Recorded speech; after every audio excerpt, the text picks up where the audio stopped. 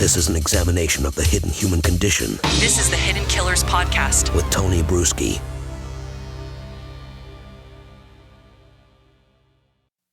Welcome back to our deep dive into the document that is the crux of the civil case against Diddy. We are still going through all of the details of it, the document that's been filed by Mr. Jones against him and several other defendants. We're now up to line 140 as we continue to break it down. If you are just catching this, go back. There's already 4 previous segments that we've done going through the first part of this document. We're nearly halfway through. We have a lot to go. This is a large document.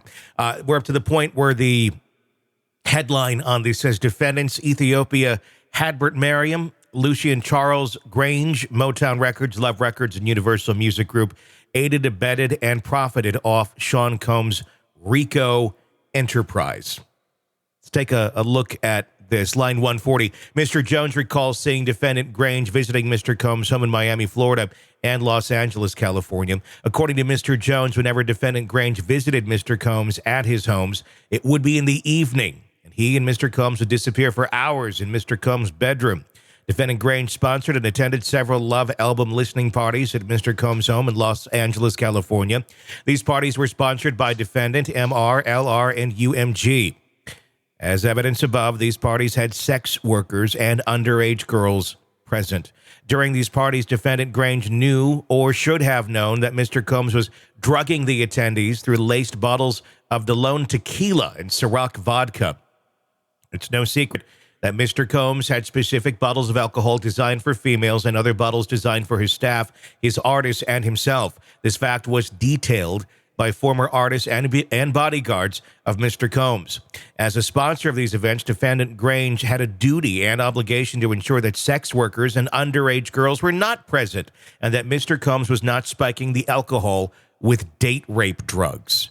On YouTube channel The Art of Dialogue, former bodyguard Gene Deal exposed Mr. Combs' pill mixing method used to spike cranberry juice and orange juice. According to Mr. Deal, Mr. Combs would place ecstasy and other date rape drugs in the juices.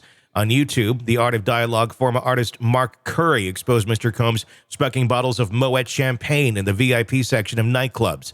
Mr. Combs would have a set of Moet champagne bottles for his artists and a set for women.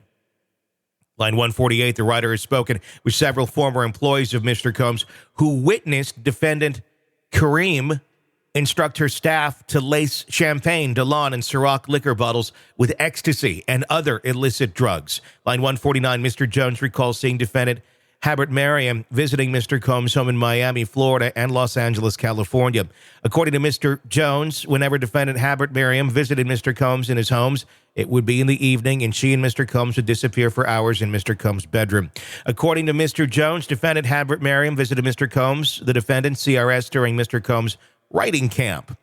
Defendant Hadbert Merriam sponsored and attended several Love album listening parties at Mr. Combs' home in Los Angeles, California. These parties were sponsored by defendants MR, LR, and UMG. As evidence above, these parties had sex workers and underage girls present. During these parties, defendant Hadbert Merriam knew or should have known that Mr. Combs was drugging the attendees through laced bottles of Dalone tequila and Ciroc vodka.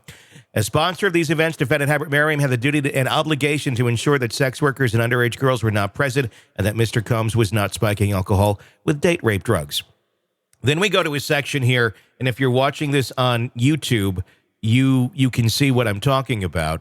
There's an image of Diddy, and I don't know if there's Hadbert Merriam with him, and then next to it a picture of Jeffrey Epstein and Ghislaine Maxwell. Defendant, and here's the headline on it, defendant Christina Coram is the Ghislaine Maxwell to Sean Combs' Jeffrey Epstein. Interesting correlation here, and kind of sounds like that.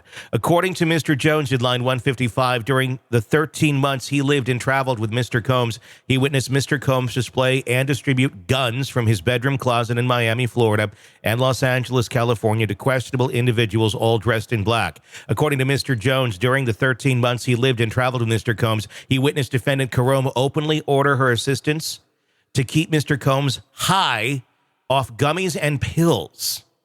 Defendant Karam required all employees, from the butler, the chief of the housekeepers, to walk around with a pouch or fanny pack filled with cocaine, GHB, ecstasy, marijuana gummies, 100 to 250 milligrams each, and Tukey, a pink drug that's a combination of ecstasy and cocaine. And that can be argued. It's more of a synthetic type drug. It's interesting, though, that they had to keep him high. Like, Diddy's, if this is all true, a pretty big drug addict and needs to be constantly on something. You know, I guess if all the allegations here are accurate and true and he's doing all these horrible things, it's like he's having to live in this fantasy world of being drugged up. I don't know, it's just because he likes it, or if, you know, he dug himself so deep in that hole and now there's no looking up, there's no seeing the light. You're so deep, the only way you're going to feel anything good would be the drugs. I don't know, but it's interesting to me to hear that they needed to have him at that state.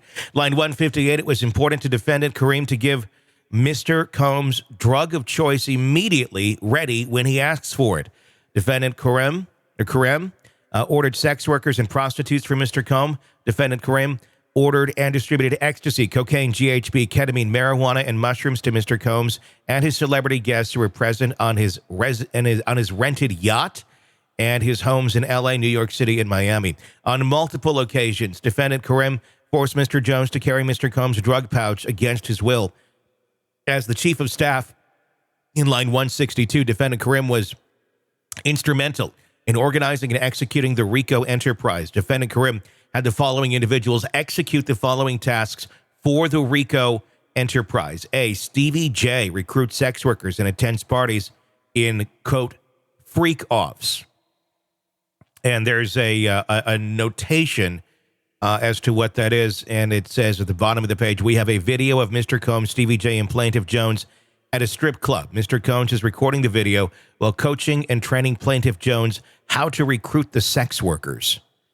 Justin Combs, B, solicits prostitutes, underage girls, and sex workers would engage in freak-offs. C, Brenton Paul works as Mr. Combs' mule. He acquires and distributes Mr. Combs' drugs and guns. He's the former basketball player that was also recently arrested.